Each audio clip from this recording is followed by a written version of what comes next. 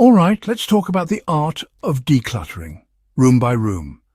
The secret: start small. Tackle one drawer, one corner, or one shelf.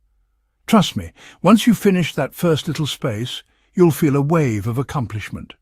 Ride that momentum. Now, move on to the next spot. It could be another tiny area, or if you're feeling bold, take on an entire room. Whatever you pick, remember, it's about building progress, not perfection. Here's my favorite trick. Set a timer for 15 to 30 minutes. When the timer's running, you're laser-focused and way less likely to get overwhelmed. And listen, if you're struggling or things get tough, don't hesitate to ask for help.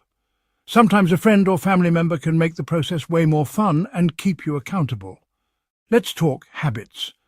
Once you've decluttered a space, make it a regular thing.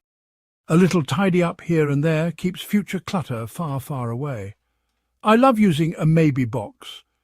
If you're not sure about something, pop it in that box, set a reminder for 30 days, and see if you actually miss it. If not, donate or toss it guilt-free. And finally, if you're tackling a whole room, break it into bite-sized areas. You'll stay organized and see results faster.